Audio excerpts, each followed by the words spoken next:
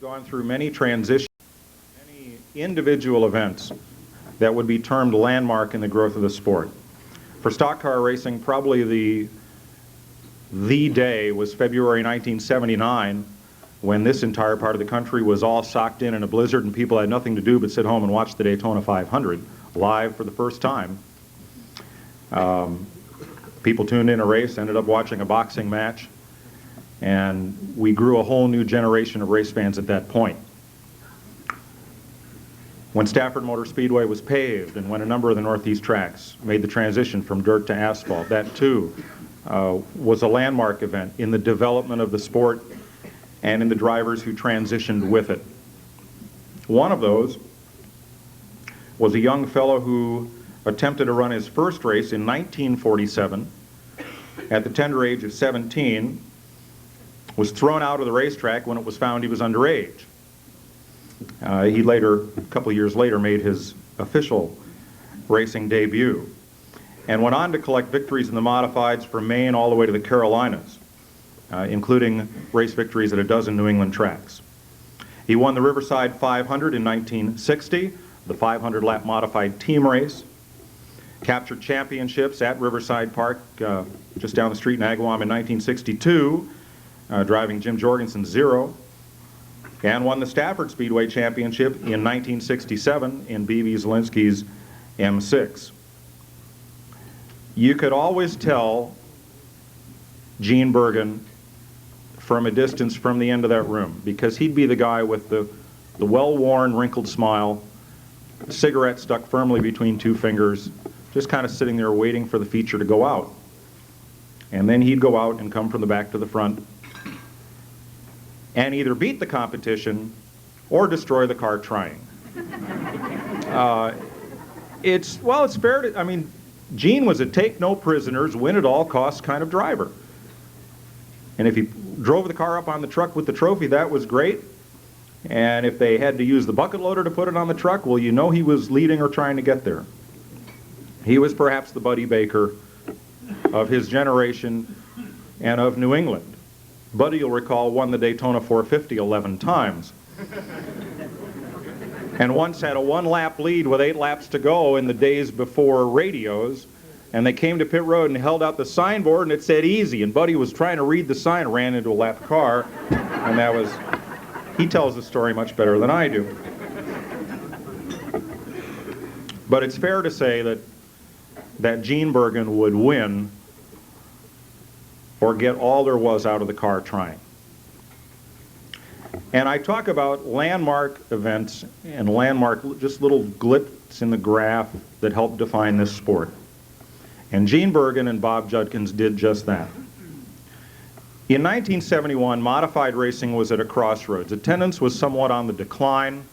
There were few new young names in the sport, and the makeup of the people in the grandstand was aging. Gene Bergin and Bob Judkins brought the number 2X Pinto to the Stafford 200.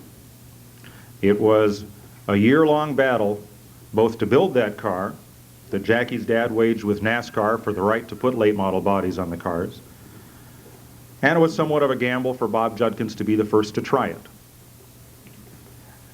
But when they won the pole for the Stafford 200 and led every lap, when they drove that car into victory lane, the face of modified racing changed forever. Because now you had, instead of what was once called jalopy racing and pre-war coupe-bodied cars that the younger generation couldn't relate to and now long for nostalgically, you took that sport and you put it over, and now you had Pintos and Vegas and Gremlins and cars that people off the street could relate to and recognize and wonder how you could take those little tiny compact no performance cars and put hulking tires and huge engines in them and transform them into race cars that everybody could get excited about. And from that day, modified racing gained a whole new generation of fans who, as stock car racing is built on, could come to the racetrack and see a car they related to competing hard against other cars that looked kind of like the ones in the parking lot. And the fellows we have to thank for that are Gene Bergin and Bob Judkins and the 1971 Stafford 200.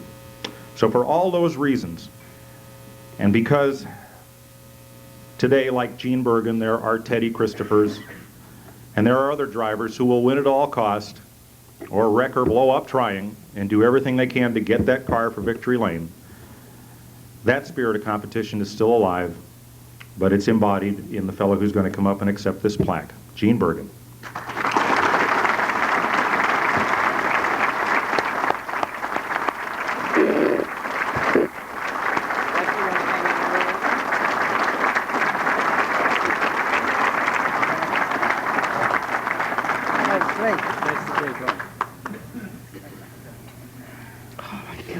This is really something.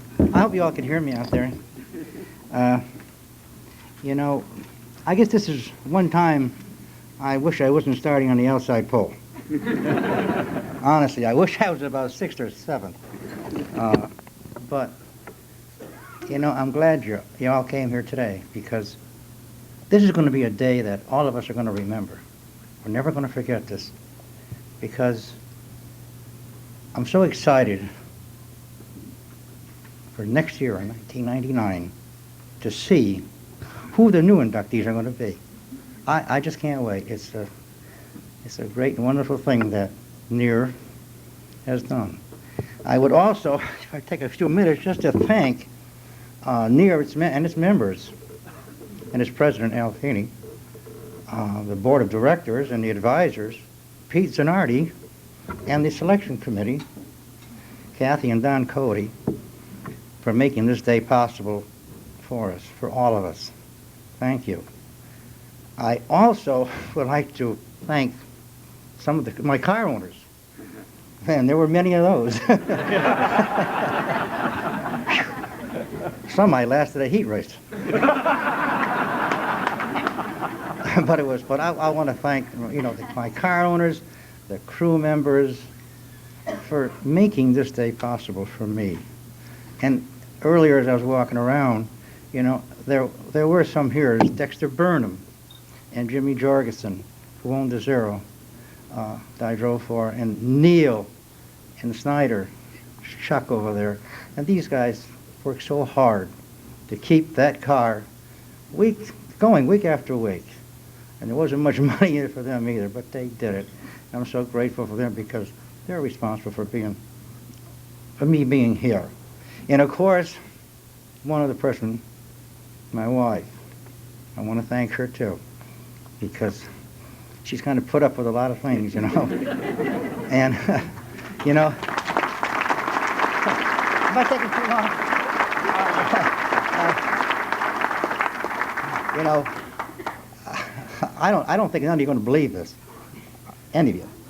I'm having a hard time believing this, and so is my wife. I mean, she's not pregnant or nothing like that. Don't. Because if she is, we're going to have a heart-to-heart talk. But in a couple of days, to be exact, February 3rd, Lucy and I are going to be celebrating our 47th wedding anniversary.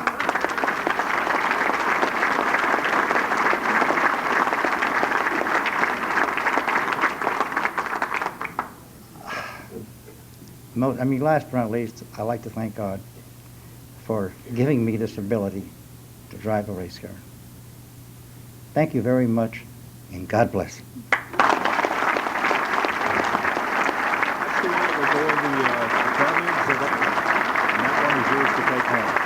Where do I do this one now?